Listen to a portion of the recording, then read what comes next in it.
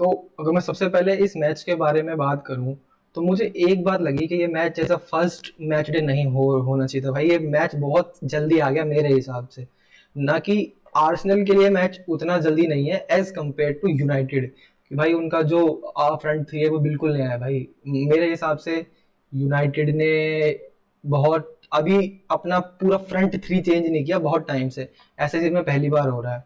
तो इसलिए मुझे लगता है कि ये बहुत जल्दी हो रहा है मैच। वहीं अगर मैं यूनाइटेड की बात करूं तो यूनाइटेड अभी फ्रेश स्टार्ट कर रही है भाई।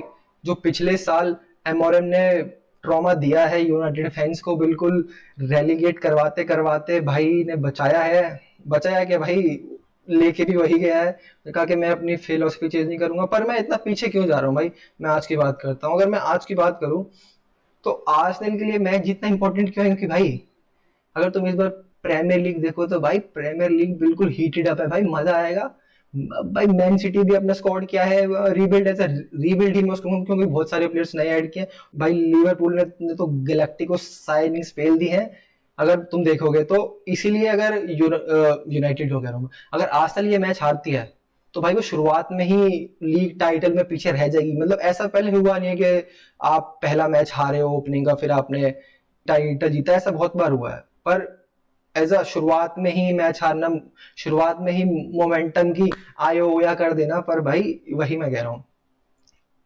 और अगर तुम माइकल आर्टेटा आर्टेटा की बात करो तो भाई लगातार 3 साल आप सेकंड प्लेस पे हो। मैं सही कह रहा हूँ ना भाई? अगर मैं गलत हूँ तो मेरे को कमेंट्स में वो कर देना।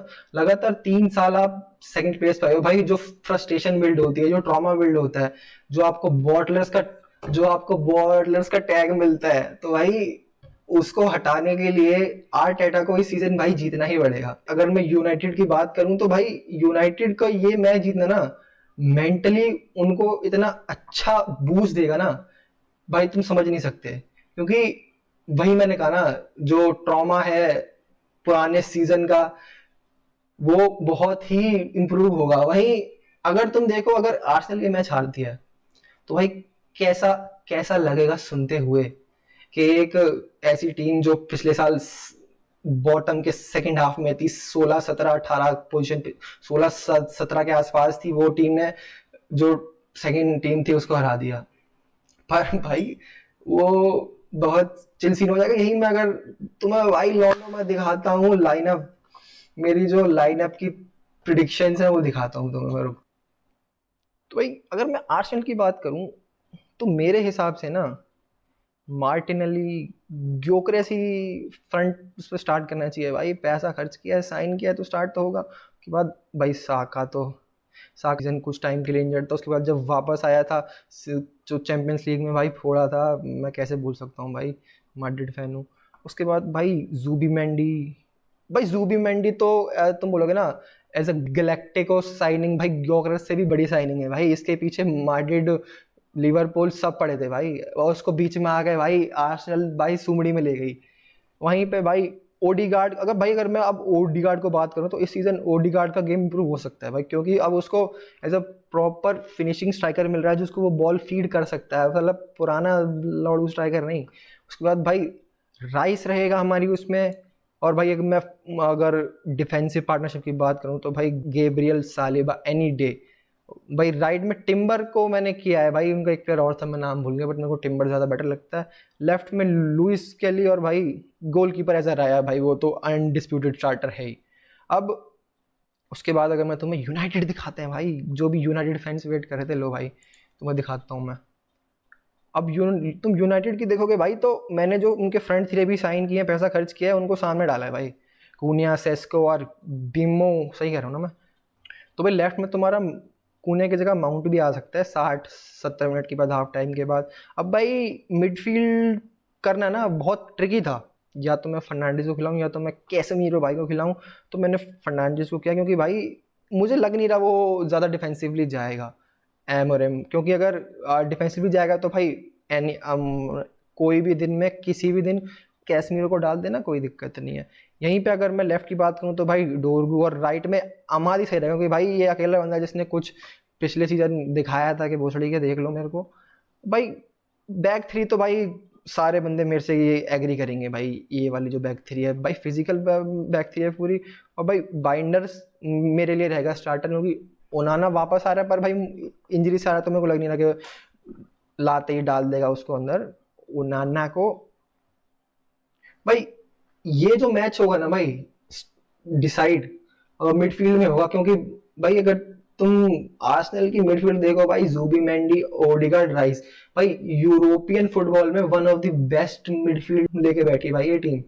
और यहीं अगर मैं यूनाइटेड की बात करूं तो भाई उनका काम अभी भी डामाडोल ही चल रहा है। अगर तुम 3-4-3 खिलाते हो तो उसमें भाई तुम्हें पता है 2 मिडफील्डर्स होते हैं और 2 विंग बैक्स ज्वाइन करते हैं, पर भाई सबको पता है वो जो विंग बैक्स होते हैं वो इतने मिडफील्डर्स की तरह बॉल पे अच्छे नहीं होते, इसलिए उनके जो 2 मिडफील्डर्स हैं मुझे लग रहा है भाई आउट पावर होंगे जुबिमेंडी, ओडिगार्ड और राइस से।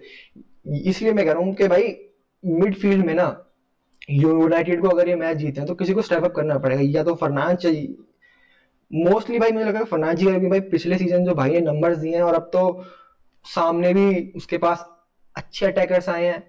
यहीं पे अगर मैं अटैकर्स की बात करूं तो यूनाइटेड ने भाई साइन किया है बढ़िया बढ़िया लॉन्डो को। अगर पिछले सीजन की मैं बात करूं तो यूनाइटेड भाई बिल्डअप में अच्छी थी, अगर तुम बैक से बिल्ड कर रही थी तो कर रही थी, कर पा रही थी, पर दिक्कत क्या थी, फाइनल थर्ड में जाके भाई उनके पास कोई फिनिश करने के लिए नहीं था, कोई गोल थ्रेट ही नहीं था कि भाई जिसको देख के दूसरी टीम की गांड फटे, कोई ऐसा बंदा था ही नहीं। इसमें भाई दोनों टीम्स ने अपने नए नए स्ट्राइकर किए हैं साइन, आर्सेनल ने ग्योकरेस और भाई यूनाइटेड ने सेस्को। भाई यूनाइटेड वाले सेस्को से खुश हैं और आर्सेनल वाले ग्योकरेस से खुश हैं। अब अगर मैं यहीं भाई दोनों को कंपेयर करूं तो भाई इन दोनों को कंपेयर तो किया जाएगा, क्योंकि दोनों टीम्स ने नए नए स्ट्राइकर साइन किए हैं। भाई दोनों की प्रोफाइल थोड़ी अलग है, मैं समझाता हूँ। ग्योकरेस थोड़ा ज्यादा फिजिकल प्लेयर है, क्योंकि वो पोर्टुगल लीग में था, वहां पे वो भाई उसका जो स्टाइल है फिजिकली ओवर पावर करने का है, और भाई फिनिशिंग में जो बंदा है वो बहुत ही चुम्बेश्वरी है। यहीं पे अगर मैं सेस्को की बात करूं भाई, थोड़ी स्पीड ज्यादा है, थोड़ी ग्योकरेस से फिजिकलिटी ज्यादा है, गोल्स कम थे पर गोल्स भाई उसके थे 13 लीग गोल्स, पर भाई उसने बुंडेसलीगा में मारे थे और ग्योकरेस भाई ने मारे थे पोर्टुगल की लीग में। और अगर मैं यूसीएल की बात करूं तो भाई दोनों ने ही यूसीएल में स्कोर किया है।